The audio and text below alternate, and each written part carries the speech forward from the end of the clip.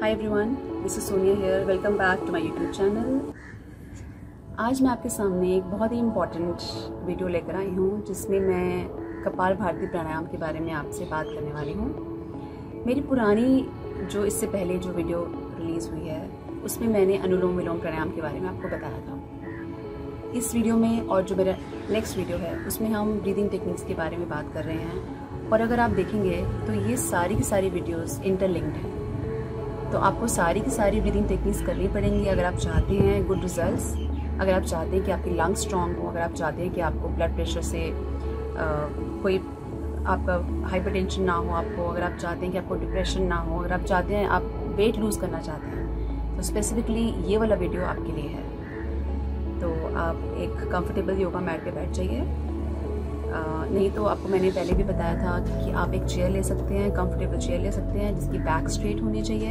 अगर आपके पास सीधी बैक नहीं है तो आप उसके पीछे एक पिलो रख सकते हैं। और अगर आप बैठना चाहते हैं योगा मैट पे और आपको लग रहा है कि आपको थोड़ी सी भी प्रॉब्लम है तो आप एक टॉवल ले सकते हैं, उसको रोल करके उस पर बैठ सकते हैं। अदरवाइज आप एक ब्लॉक भी ले सकते हैं, ब्लॉक भी यूज़ कर सकते हैं बैठने के लिए। So let us get started now. This pranayama is called Kapalbhati pranayama. इसमें क्या होता है, प्राणायाम में हमें अगेन अपनी ब्रेथ के ऊपर ध्यान देना है। और ये बहुत ही कॉमन मिसकंसेप्शन है कि जब भी हम ये प्राणायाम करते हैं तो हमें वन गो में इस प्राणायाम को करना है। ऐसा बिल्कुल भी नहीं है। आप इस प्राणायाम को ब्रेक में कर सकते हैं। मैं आपको बताऊंगी कैसे हम ब्रेक में कर सकते हैं इसको, सो दैट आपको बीच बीच में थोड़ा सा रिलीफ भी फील करें आप।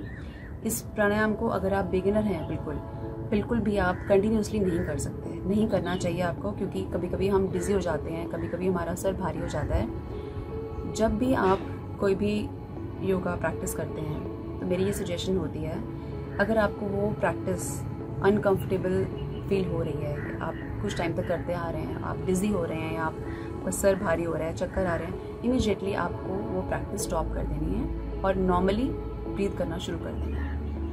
क्योंकि कभी कभी हमें टाइम लगता है उस प्रैक्टिस को इनकॉर्पोरेट करते हुए, कभी कभी टाइम लगता है हमें उस चीज़ में सिंक करते हुए। तो कोई भी आपको प्रैक्टिस फोर्सफुली नहीं करनी है। सबसे पहले तो ये आपको एक टिप याद रखना है, कोई भी प्रैक्टिस आपको फोर्सफुली नहीं करनी है। जैसे ही आपको लगेगा डिजी या आपका सर भारी होगा, इमीडिएटली आपको प्रैक्टिस स्टॉप करके आपको नॉर्मल ब्रीदिंग में आ जाना है, जैसे हम नॉर्मल ब्रीथ करते हैं। ठीक है, तो हम ये प्रैक्टिस स्टार्ट करते हैं कपालभाति प्राणायाम।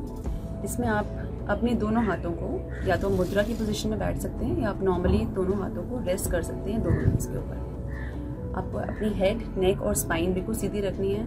हर एक प्राणायाम में आपको ये ध्यान रखना है कि आपकी जो बॉडी है, आपकी हेड, नेक और स्पाइन एक स्ट्रेट लाइन में है। ठीक है, हमने दोनों हाथ अपने दोनों नीज के ऊपर रख लिए हैं। अब हम एक लंबा सा सांस लेंगे। अगर आप चाहें तो अपनी आंखें बंद भी कर सकते हैं। एक लंबा सा इनहेल करेंगे आप, फिलिंग अप योर लंग्स। आपको अपने लंग्स को फिलअप करना है, तो एक बड़ा सा आप सांस लीजिए। जैसे आपने सांस ले लिया, थोड़ा सा आपने उसको रोकना है और आपने उसको एक्सेल करना है। आपने उसको सांस को बाहर निकालना है, अपने नॉस्ट्रिल से ही बाहर निकालना है और अपने स्टमक को अपने अंदर की तरफ लेके जाना है। जैसे ही आपने इनहेल किया, आप देखिए मैं आपको करके दिखाती हूँ।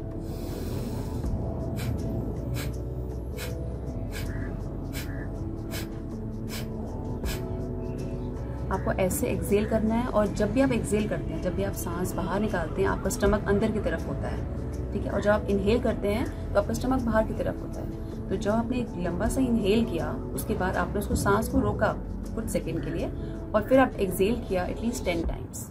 अगर आपको लग रहा है कि 10 टाइम्स ज़्यादा है तो आप 5 टाइम्स कर सकते हैं। ठीक है, आप 10 टाइम्स उसको एक्सेल करिए, उसके बाद फिर एक लंबा सा सांस लीजिए, फिर एक्सेल करिए 10 टाइम्स।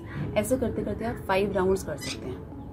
लेकिन अगर आपको लग रहा है कि आप 2 राउंड्स के बाद ही डिजी हो रहे हैं, या अगर आपको चक्कर आ रहा है या आपको अनकंफर्टेबल लग रहा है, तो आप उस प्रैक्टिस को इमीडिएटली रोक सकते हैं। बट मेरी रिकमेंडेशन ये होगी कि अगर आप कर सकते हैं कंटिन्यू, तो 5 राउंड्स आप करिए।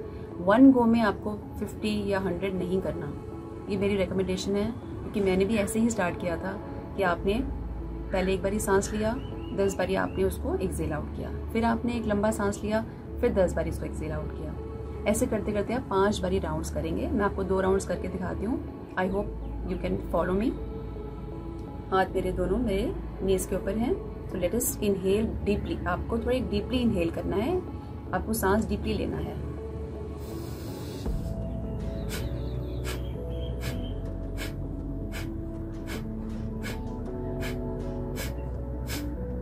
फिर आपने थोड़ा सा पॉज दिया, आपने 3-4 सेकंड का पॉज दिया, फिर आप इनहेल करिए।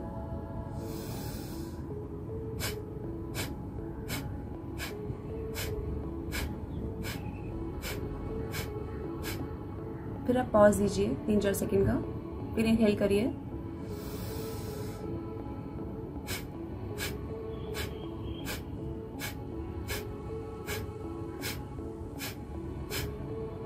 ऐसे करते करते आपको 5 राउंड्स करने हैं, अगर आप कर पा रहे हैं तो। अगर आप 2 या 3 राउंड के बाद आपको लग रहा है कि आपके लिए ज़्यादा हो रहा है, इमीडिएटली आप स्टॉप कर दीजिए और नॉर्मल होके आप हाथ रख के आप नॉर्मल इनहेल कर सकते हैं। तो ये जो कपालभाति प्राणायाम है, it is very very good for your heart. ये आपके हार्ट के लिए बहुत इंपॉर्टेंट है, लंग्स के लिए तो है ही इम्पॉर्टेंट, क्योंकि आप बहुत ही मैक्सिमम ऑक्सीजन अपनी बॉडी में इनहेल कर रहे हैं और आपके लंग्स स्ट्रॉन्ग बन रहे हैं। तो please do watch this video till the end. And मेरा नेक्स्ट वीडियो जो है वो भी एक और प्राणायाम पे ही बेस्ड है। ये जो सारी ब्रीदिंग टेक्निक्स मैं बता रही हूँ, आपको एटलीस्ट 5 मिनट सुबह करनी है और 5 मिनट शाम में करनी है, अगर आपको इसके गुड रिजल्ट चाहिए तो। Please do like my video, subscribe it, and do send me your comments in the comment section below. I will get back to you for sure. Stay tuned. Have a good day.